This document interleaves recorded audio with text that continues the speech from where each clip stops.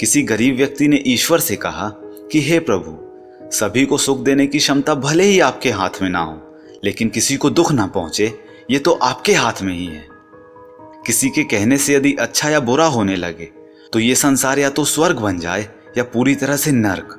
इसलिए ये ध्यान मत दीजिए कि कौन क्या कहता है, बस वो करिए जो अच्छा है और सच्चा है। वक्त के भी क्या अजीब किस्से हैं, किसी का कटता नहीं और किसी के पास होता नहीं। वक्त दिखाई तो नहीं देता, लेकिन दिखा बहुत कुछ जाता है। अपनापन तो हर कोई बताता है, परंतु अपना कौन है ये वक्त ही बताता है।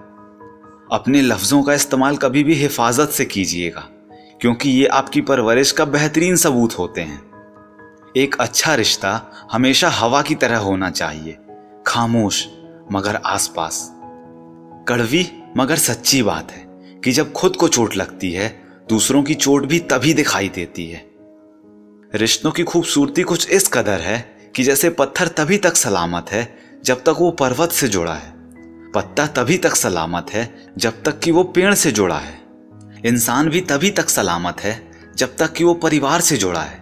क्योंकि परिवार से अलग होकर आज़ादी तो मिल जाती है, लेकिन संस्कार चले जाते हैं। आप अकेले बोल तो सकते हैं, लेकिन बात नहीं कर सकते। आप अकेले आनंदित तो हो सकते हैं, लेकिन उत्सव नहीं मना सकते। अकेले आप मुस्कुरा भी सकते हैं, लेकिन हर्षोल्लास नहीं मना सकते। हम सब एक दूसरे के बिना कुछ भी नहीं हैं। यही रिश्तों की खूबसूरती है। करीब इतना रहिए कि सब रिश्तों में प्यार रहे, दूर भी इतना रहिए कि आने का इंतजार रहे। रखिए उम्मीद रिश्तों के दरमियान इतना कि टूट जाए उम्मीद मगर रिश्ते बरकरार रहें। याद रखिएगा कि सख्त हाथों से भी टूट जाती हैं कभी उंगलियां, रिश्ते जोर से नहीं तमीज से थामे जाते हैं। छोटी सी मछली पानी के उल्टे बहाव में भी आगे निकल जाती है, जबकि एक हाथी उसी बहाव में बह जाता है, क्योंकि मछली पानी की शरण में है। ऐसे ही जो प्रभु की शरण में है वो संसार सागर में तैर जाता है। ना किस्सों में और ना किस्तों में जिंदगी की खूबसूरती है रिश्तों में, इसलिए इन्हें बनाए रखें।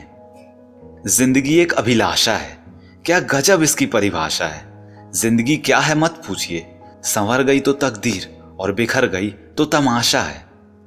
यदि आप सुख चाहते हैं तो रात में जागना नहीं, शांति चाहते हैं तो दिन में सोना नहीं, सम्मान चाहते हैं तो व्यर्थ बोलना नहीं, और प्यार चाहते हैं तो अपनों को कभी छोड़ना नहीं। जो पानी से नहाएगा वो सिर्फ लिबास बदल सकता है, लेकिन जो पसीने से नहाएगा वो इतिहास बदल सकता है। किसी व्यक्ति ने क्या खूबसूरत बात लिखी है कि क्रोध का मतलब है दूसरों की गलतियों की सजा स्वयं को देना। क्रोध हवा का वह झोंका है जो बुद्धि के दीपक को बुझा देता है। क्रोध समस्या का समाधान नहीं है, बल्कि क्रोध स्वयं एक बड़ी समस्या है। जो व्यक्ति अपने गुस्से को नियंत्रण में नहीं रख सकता है, वह व्यक्ति अकारण तनाव में घिरा रहता है। सुबह से शाम तक काम करके आदमी उतना नहीं थकता जितना कि क्रोध या चिंता से पल भर में थक जाता है। यदि आपको कोई क्रोध दिलाने में सफल हो जाए तो मान लीजिए कि आप उसके हाथ की कठपुतली हैं। आपकी मुस्कुराहट आपके चेहरे पर ईश्वर का हस्ताक्षर है।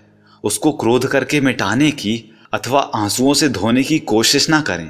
क्रोध आने पर चिल्लाने के लिए ताकत तो नहीं लगती, लेकिन क्रोध आने पर शांत बैठने के लिए बहुत ताकत की जरूरत होती है। मूर्ख मनुष्य क्रोध को जोर जोर से प्रकट करता है, किंतु बुद्धिमान व्यक्ति उसे शांति से वश में करता है।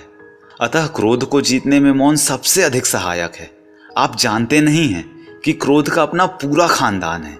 क्रोध की एक लाडली बहन है जिद, क्रोध की पत्नी है हिंसा, क्रोध का बड़ा भाई है अहंकार, क्रोध का बाप जिससे वह डरता है भय, क्रोध की बेटियां हैं निंदा और चुगली, क्रोध का बेटा है बैर।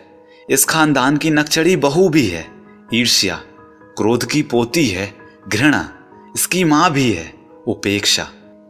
तो क्रोध के खानदान से हमेशा दूर रहिए, वरना ये सब मिलके आपको बर्बाद ही कर देंगे। सबके दिलों का एहसास अलग होता है। इस दुनिया में सबका व्यवहार अलग होता है।